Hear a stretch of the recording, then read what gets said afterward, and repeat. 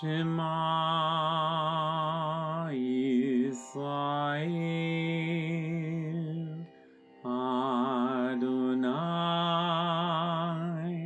Eloheinu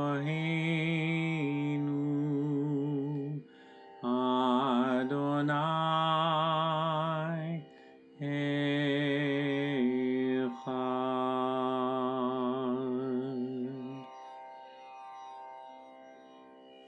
Capítulo 8. E Xesús saíu para o monte das Oliveiras. Pero a alborada presentouse outra vez no templo e toda a xente veu onda el. El sentou e empezou a ensinar.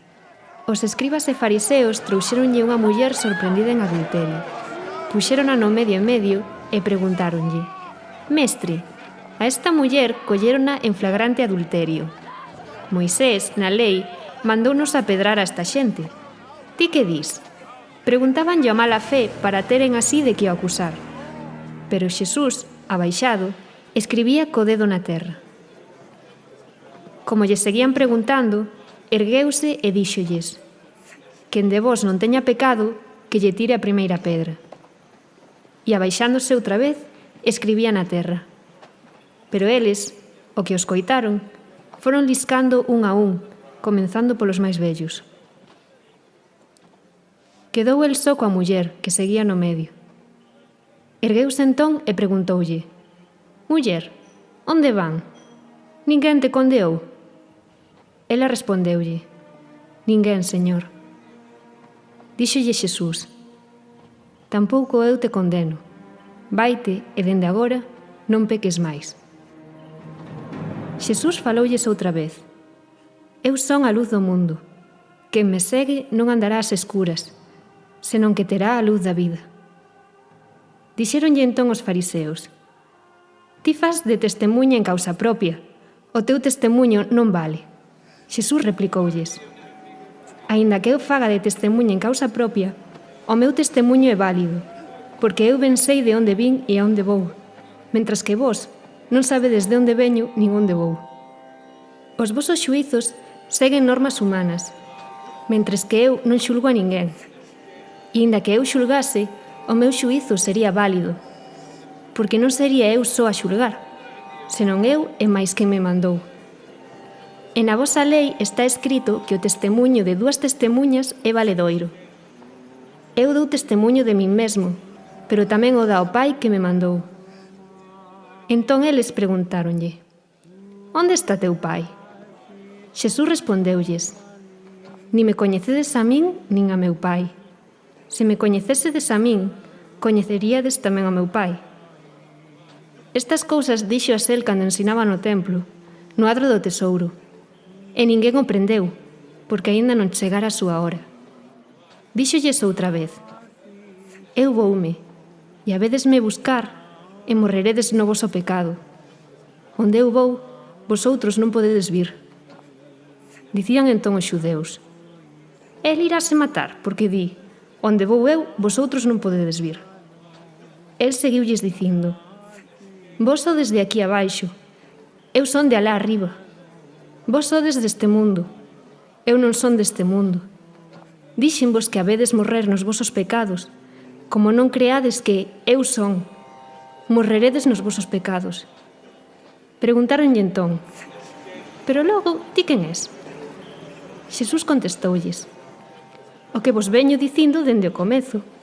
Moito tería que falar de vos e xulgalo, mais que me mandou é veraz, e eu só lle falo ao mundo do que lle oín a el». Pero eles non coñeceron que lles falaba do Pai.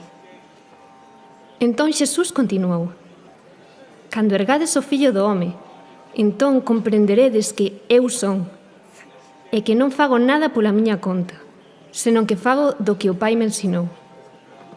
E que me mandou está comigo, non me deixou só, pois eu fago sempre o que a el lle agrada». Ao dicir estas cousas, moitos creron nel. E os xudeus que creran nel dicíalle Xesús: «Se permanecedes na miña palabra, seredes de verdade discípulos meus, e coñeceredes a verdade, e a verdade faravos libres». Eles respondéronlle: «Somos semente de Abraham, e endexamais non fomos escravos de ninguén.